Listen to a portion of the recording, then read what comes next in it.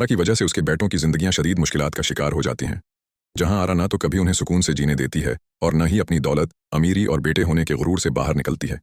वो अपने इसी गुरूर और तकबर में ये बात भूल चुकी है कि जब वक्त बदलता है तो इंसान की सारी ताकत और दौलत बेमानी हो जाती है। जल्द ही वो वक्त भी आने वाला है जब उसी के अपने बेटे उसे नजरअंदाज करना शुरू कर देंगे और वो उन्हीं के हाथों जलील और रसवा होगी।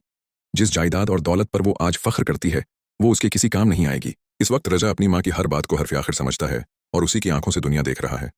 मगर आखिर कब तक?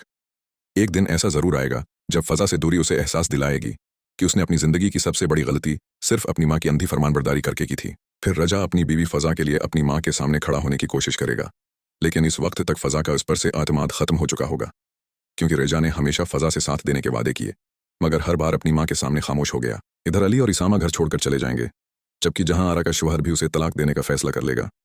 यूं जहां आरा इसी बड़े घर में बिल्कुल अकेली रह जाएगी और तब उसे अपने किए पर पछतावा होगा। दूसरी तरफ अली और इसामा की शादी बलाखिर नमरा और आयजा के साथ होती नजर आएगी, क्योंकि उनके वालिद अपने बेटों की शादियां उनकी मर्जी के खिलाफ नहीं होने देंगे, बल्कि उन्हीं लड़कियों से उनका रिश्ता तय करेंगे जिन्हें वो पसंद करते हैं। अब देखना यह होगा कि क्या रजा और फजा के दरमियान दोबारा सुलह हो पाती है या फिर उनके दरमियान पैदा होने वाली दूरियां हमेशा के लिए उनके रिश्ते का खात्मा बन जाएंगी।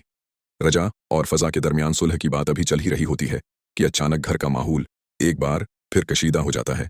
जहां आरा गुस्से से ड्राइंग रूम में दाखिल होती है और बुलंद आवाज में कहती है, उस घर में वही होगा जो मैं चाहूंगी, मेरी इजाजत के बगैर कोई फैसला नहीं होगा। इसी लम्हे मीर नामान पहली बार सख्त लहजे में जहां आरा को टोक देते हैं, बस बहुत हो गया जहां आरा, तुम्हारी जद ने उस घर के सुकून को बर्बाद कर दिया है। एक बेटा पहले ही तुमसे दूर हो चुका है, दूसरा भी घर छोड़ने वाला है और अब भी तुम्हें अपनी गलती नजर नहीं आ रही। जहां आरा हैरत से अपने शौहर को देखती रह जाती है, क्योंकि आज तक उन्होंने कभी उस अंदाज में उससे बात नहीं की थी। दूसरी तरफ रजा खामोशी से फजा के पास पहुंचता है और कहता है, फजा, मुझे अपनी गलतियों का एहसास हो गया है।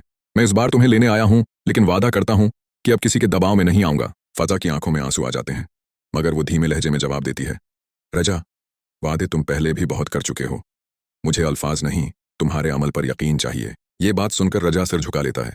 उसे पहली बार एहसास होता है कि एतमाद टूट जाए तो उसे दोबारा हासिल करना कितना मुश्किल होता है। इधर अली और इसामा भी अपने वालिद के साथ घर वापस आते हैं। मीर नामान दोनों बेटों के सामने ऐलान करते हैं, आज से उस घर में किसी पर कोई फैसला जबरदस्ती नहीं थोपा जाएगा। तुम दोनों की शादी वहीं होगी जहां तुम्हारी खुशी होगी। ये सुनते ही जहां आरा गुस्से से कांपने लगती है, मगर इस बार घर में कोई भी उसकी हमायत नहीं करता।